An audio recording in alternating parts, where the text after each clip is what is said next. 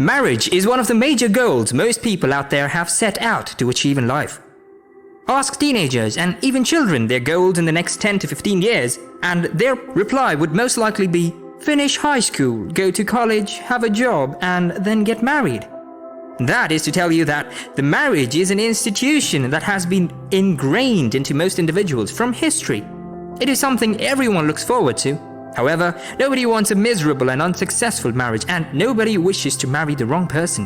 This is the reason people go into relationships and courtships. You equally desire to find the right person, someone that fills you with joy and gives you the hope of living happily ever after. God himself instituted marriage. When he brought Eve to Adam, Adam declared, "I have found the bone of my bones and flesh of my flesh." This is exactly God's plan for us, to find our perfect match. Finding the right partner can be likened to finding the second piece of a pear. Anything short of that would not fit. Imagine having to wear two different pairs of shoes. Apart from being very odd, it would also be inconveniencing. That is what happens when you are matched with the wrong person. To ensure you end up with the right pair, you must watch out for these 5 signs in a person to know if they are the perfect match for you.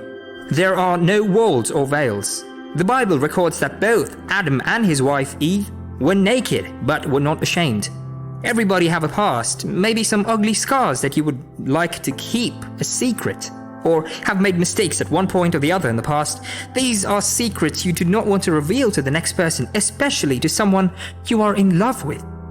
It is okay not to reveal these things at the initial stage of the relationship, but as time progresses, your ability to reveal these ugly secrets to this person is a sign that that person is the perfect match for you, because your spouse should be someone you are not afraid to be open to.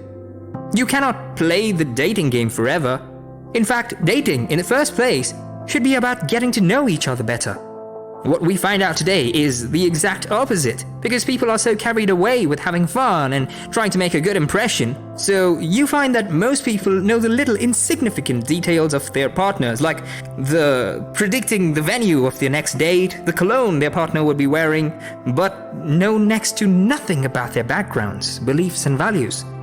Other people are just trying to keep up with a facade of a relationship, doing all they can to meet up with a preformed image of their partners. Ladies go as far as borrowing jewelries and clothes to impress a guy, and some guys have to lie about their jobs and pretend to be something they're not in order to keep the relationship running. This is the exact recipe for a disastrous marriage. Your spouse should be someone who knows you in and out and accepts you just the way you are. No veils, no walls, no makeup. Just like Adam and Eve, you can afford to be naked before each other and not be ashamed. Naked here implies being transparent and open. You are not scared to be yourself around them, and you do not feel you are walking on eggshells in the relationship. Your secrets, past, present, and future, are out in the open, and there is no form of condemnation or criticism from both parties. When you find this kind of person, you have found your match in marriage. You communicate freely. What could be better than having someone to speak to, especially after having a stressful day? Someone to pour your heart and tell all of your experiences during the day. Most people are emotionally stressed, not just because of the things they go through, but because they have no one to communicate their experiences with. As a result, they internalize all of their troubles and worries, and sooner or later, when the mind can take no longer of it, they fall into depression. Many problems that people face or experience today could have been easily avoided if they had someone to talk to, someone who would understand or sympathize with them. In other words, your communication level is another thing you should look out for in a spouse. And communication involves a lot of things. First, you both must be able to communicate at the same frequency. Your messages should not be misinterpreted, and vice versa. An expression, a little signal, some signs that any other person would have easily ignored can also serve as means of communication.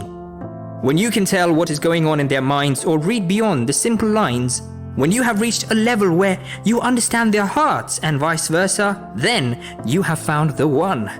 However, communication involves open and honest communication, which can sometimes involve confrontations, not with the aim of getting physical, but with the hope of settling things amicably. You should be able to discuss any and everything without shame or fear.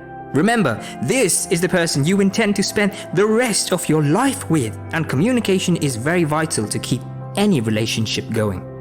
Your spouse should be someone you can share your accomplishments as well as your failures with. They should be someone you can crack jokes with, just like a best friend. This is the reason it is advisable to marry your friend. You have similar passion and values. Let us take a brief walk into the world of imagination and play out this scenario. Tom and Lydia met during a birthday party of a mutual friend, and they became instantly attracted. They exchange numbers and soon start seeing each other. Tom is charming and is a perfect gentleman, while Lydia laughs easily and is highly intelligent, something Tom appreciates. Soon, they begin to fall in love with each other until one day, Tom discovers that Lydia works with a political party that he had been doing all he can to criticize, and she runs their campaigns. He tries to convince her that she was on the wrong side, but she would have none of it. Besides, she has hopes of going into politics and someday running for a position, but Tom wants nothing to do with politics once he leaves college. They decide to suspend this particular issue and get married, notwithstanding the disagreement they previously had. Despite their love for each other, do you think their marriage will survive?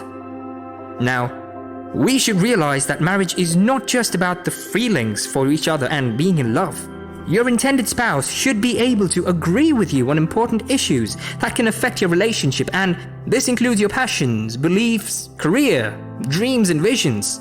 It becomes easy to flow together when you have similar goals, dreams, and passions.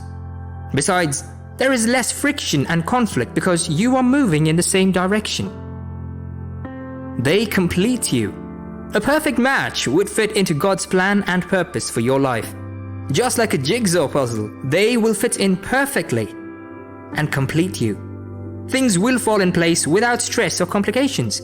When you meet that person, it seems a void or hole in your life has been filled.